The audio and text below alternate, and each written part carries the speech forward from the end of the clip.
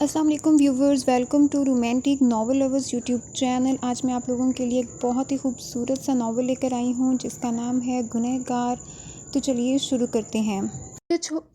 مجھے چھوڑ دو، تمہیں خدا کا واسطہ ہے، فرین روتی مسلسل گڑاتے ہوئے التجا کر رہی تھی، مگر اپنی ساری انسانیت بلائے ہوئے اس پر جھکا وہ اپنی ہوس مٹانے میں مگن تھا۔ باہر سے آتی تیز میوزک کی آواز فرین کی چیخ اور آہو پکار کو دبا رہی تھی۔ مسلسل مزاحمت کرتی فرین کبھی اس کا منہ تو کبھی بال نوچی تو کبھی اس کی شرٹ اپنی مٹھیوں سے دبوچ رہی تھی، مگر اس وقت اس شخص پر شیطان غالب تھا۔ وہ اپنی ہوس مٹا کر فرین کے سکتے تڑپتے وجود سے پرے ہٹا تو فرین نے پاس پڑے مٹی میں اٹے اپنے دوپٹے سے اپنا نیم بھرنا وجود ڈھانپنے لگی۔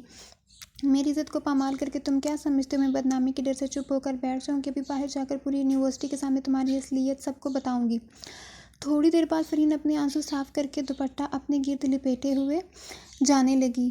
رکو فرین، یہ سب کچھ مجھ سے انجانے میں ہوا ہے، پلیز میرے ساتھ ایسا مت کرو، میں شرمندہ ہوں۔ وہ فرین کا راستہ روکتے ہوئے کہنے لگا۔ اب اس کے چہرے پر واقعی شرمندگی کے آثار نمایاں تھے۔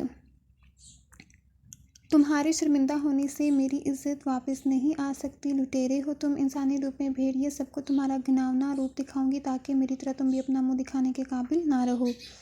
فرین اس پر تھوکتی ہوئی حقارت بھری نظر ڈال کر دروازے کے پاس پہنچی، تبھی اس نے فرین کو روکنے کے لیے دونوں بازوؤں سے پکڑا۔ فرین پلیز ایک دفعہ میری بات سن لو، میں بہک گیا تھا، میں اپنی غلطی کا مداوع تم سے شادی کی صورت کرنے کے لیے تیار ہوں، مگر پلیز کسی کو کچھ مت بتانا، اس نے فرین کو روکتے ہوئے کہا۔ اس وقت ان لوگوں کی الوداعی پارٹی تھی، باہر سارے اسٹوڈنٹس اور ٹیچرز موجود تھے۔ غلطی؟ تم اسے غلطی کہتے ہو؟ گناہ کیا ہے تم نے، گناہ گار ہو تم جیسے گھٹیا نفس کے غلام سے شادی کرنے سے بہتر ہے میں خودکشی کر لوں۔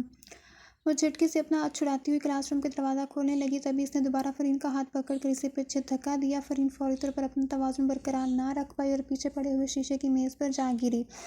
یوں پیچھے میز پر گرنے سے فرین کے سر کے پچھلے حصے سے خون نکلنے لگا۔ اوہ گاڈ فرین، یہ کیا ہو گیا؟ ایم سوری، میں ایسا نہیں چاہتا تھا۔ وہ فرین کے پاس پہنچ کر اسے دیکھتا ہوا کہنے لگا۔ ایک غلطی کے بعد دوسری غلطی، وہ اپنا سر پکڑ کر بیٹھ گیا۔ اتنے میں اسے محسوس ہوا جیسے کلاس روم کی طرف کوئی آ رہا ہے۔ وہ بنا سوچے سمجھے کلاس کے دوسرے دروازے سے باہر نکل گیا۔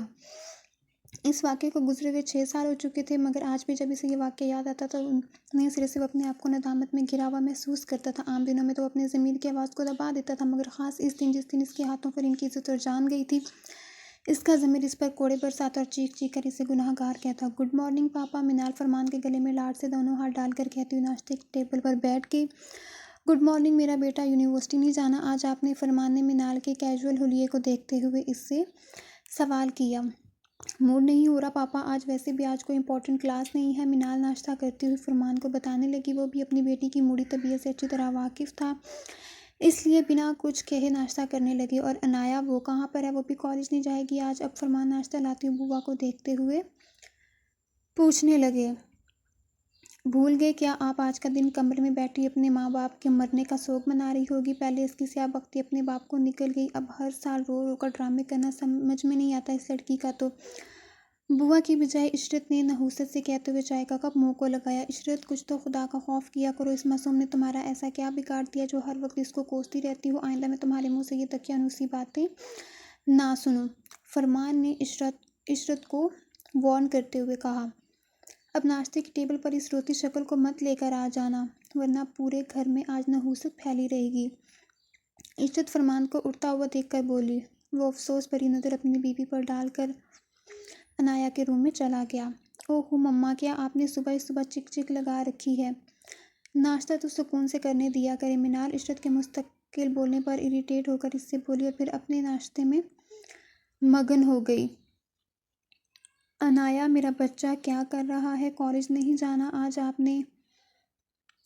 فرمان کی آواز پر انایا نے سر اٹھا کر اسے دیکھا۔ ہاتھ میں پکڑی ہوئی یاسین شریف میز پر رکھ کر وہ صوفے سے اٹھ کر فرمان کے پاس آئی۔ کچھ نہیں کر رہی تھی ماموں جان، بابا مما کی یاد آ رہی تھی تو ان کو پڑھ کر بخش رہی تھی۔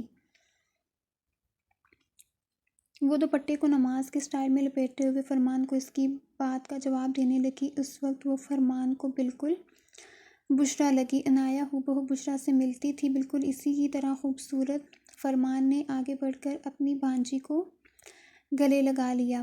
یقیناً آج آپ اپنے کالج نہیں جائیں گے، چلیں پھر اپنی ماموں جان کے ساتھ ناشتہ کر لیں۔ فرمان اسے باہر ناشتے کے لیے لے کر جانے لگا۔ اسے معلوم تھا تھوڑی دیر بعد وہ آفس چلا جائے گا اور پھر انایا عشرت کے ڈر سے سارا دن اپنے کمرے میں موجود رہے گی۔ ایسا شروع سے ہی ہوتا آیا تھا، جس دن خالد اور بشریٰ کی برسی ہوتی، عشرت کا رویہ عنایا سے عام دنوں کی بانسبت اور زیادہ سخت ہو جاتا۔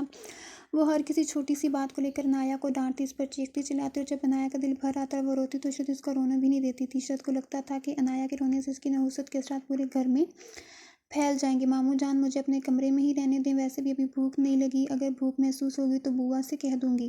بڑی ہونے کے بعد جب سے عشرت کا رویہ عنایا نے محسوس کیا تھا، تب سے وہ آج کے دن کوشش کرتی تھی کہ عشرت کے سامنے نہ آئے۔ ٹھیک ہے، میں بوا سے کہہ دیتا ہوں، وہ آپ کا ناشتہ یہیں بھیج دیں گی۔ بیٹا اب یوں اس طرح حساس مت ہوا کرو، لوگوں کی باتوں اور رویوں کو اپنے دل سے لگانا چھوڑ دو اور ناشتہ لازمی کر لینا، ورنہ آپ کے ماموں جان کو برا لگے گا۔ فرمان عنایا کو سمجھا کر اس کا گال تھپ تھپاتا ہوا اس کے کمرے سے نکل گیا۔ فرمان اور بشریٰ دو بہن بھائی تھی، دونوں ہی میں بچپن سے بہت پیار تھا۔ ان کے والدین نے اپنے بچوں کی شادی اپنی آنکھوں کے سامنے کر دی۔ عشرت عادتاً سخت طبیعت کی مالک ہونے کے ساتھ ساتھ فرمان سے شکل و صورت میں کمتر تھی، اور بشریٰ سے اس کا روایتی نند بھاوج والا رشتہ تھا، جس کی بڑی وجہ بشریٰ کا رنگ و روپ تھا۔ بشریٰ خوبصورت ہونے کے ساتھ ساتھ ایک اچھے دل کی مالک تھی، اس سے عشرت کی طبیعت کا اندازہ بخوبی ہو گیا تھا۔ اکثر وہ اس کے رویے کو نظر انداز کرتی تھی تاکہ گھر کا ماحول خراب نہ ہو۔ اکثر محفلوں میں یا کسی تقریب میں جب عشرت کے سامنے بشریٰ کو سراہا جاتا تو عشرت اس سے اندر ہی اندر جلتی رہتی۔ عشرت کے ہاں جب منال کی پیدائش ہوئی تو اس نے منال کو دیکھ کر خدا کا شکر ادا کیا کہ وہ رنگ و روپ میں اپنی پھپھو نہ سے مگر باپ کا جیسی تھی۔ صاف رنگت والی منال گھر بھر میں سب کی لاڈلی تھی۔ منال جب 3 سال کی تھی تب بشریٰ کے گھر میں عنایا کا جنم ہوا، مگر وہ دن بدقسمتی سے بشریٰ کے لیے اچھا ثابت نہیں ہوا۔ اچانک دل کے پڑنے والے دورے سے بشریٰ کا شوہر خالد حقیقی سے جا ملا۔ سبھی کو اس کی جواں موت کا بہت دکھ تھا۔ عنایا کی پیدائش والے دن خالد کی موت کو لے کر لوگوں میں یہ چہم گوئیاں ہونے لگی۔ لوگوں نے عنایا یعنی بشریٰ کی بیٹی کو منحوس کہنا شروع کر دیا۔ ایسی باتیں بشریٰ کے دل کو چیر دیتی۔ بشریٰ کی ساس نے بھی اسے عدت پوری کیے بغیر اپنے گھر سے نکال دیا۔ ان کا بھی کہنا تھا کہ یہ بچی منحوس ہے۔ یوں بشریٰ روتی اپنی نومولود بچی کے ساتھ فرمان کے گھر پر آ گئی، جس پر عشرت کا اچھا خاصا منہ بن گیا، اور اس بات کا اظہار وہ وقفے سے بشریٰ پر طنز اور طعنوں کی صورت کرتی رہتی۔ عشرت کو عنایا ایک آنکھ نہیں پاتی تھی، کیونکہ عنایا بشریٰ کا دوسرا عکس تھی، یعنی رنگ و روپ، شکل و صورت میں وہ اپنی ماں کی طرح خوبصورت تھی۔ عشرت عنایا کا مقابلہ اپنی بیٹی منال سے کرنے لگی۔ وقت آہستہ آہستہ سے گزرتا رہا۔ خالد کی موت کو 12 سال کا عرصہ گزر گیا تھا۔ خالد کی برسی والے دن اچانک معمولی سے بخار سے بشریٰ کی طبیعت خراب ہوئی اور دیکھتے دیکھتے وہ بھی دنیا سے رخصت ہو گئی۔ اس واقعے کے بعد سے عشرت نے عنایا کو منحوس یا بدقسمت کہنا شروع کر دیا، جس کی وجہ سے عنایا کی شخصیت میں کانفیڈنس کی کمی رہ گئی۔ فطرتاً وہ بچپن سے بھی ڈرپوک تھی، اندھیرے میں کہیں جانے سے، اکیلے اندھیرے میں سونے سے ڈرتی تھی، بارش سے اسے خوف آتا، اکثر راتوں کو چیخیں مار کر اٹھ جاتی۔ اگر ہارر مووی کا سین دیکھ لیا تو کئی دن تک ڈرتی، تب بوا اس کے پاس سوتی۔ عنایا کے مقابلے میں منال کافی بولڈ اور کانفیڈنٹ تھی، ساتھ ہی وہ عنایا پر اپنے 3 سال بڑے ہونے کا آروپ جماتی۔ اپنی ماں کی طرح وہ بھی عنایا کو خاص پسند نہیں کرتی تھی۔ فرمان کے علاوہ گھر میں ایک بوا ہی تھی جو عنایا کا خیال رکھتی تھی۔ وہ اس گھر کی پرانی اور وفادار ملازمہ تھی۔ منال یونیورسٹی کی اسٹوڈنٹ تھی، جبکہ عنایا بھی سیکنڈ ایئر میں موجود تھی۔ اپنی طبیعت کے پیش نظر اس کی کالج میں ایک ہی دوست تھی جو اس کے سب حالات سے واقف تھی۔ السلام علیکم آنٹی، کیا حال ہیں آپ کے، اور کہاں ہیں آپ کے دونوں نالائق بیٹے؟ نوفل نے گھر میں قدم رکھتے سربت سے نہال اور نمیر کے بارے میں پوچھا۔ وعلیکم السلام، جیتے رہو۔ میرے خیال میں وہ دونوں تو نالائق تھے ہی، مگر اتنے دنوں بعد تم نے اپنی شکل دکھا کر کم نالائکی کا ثبوت نہیں دیا، کہاں غائب تھے اتنے دنوں سے؟ سربت نے مسکراتے ہوئے نوفل سے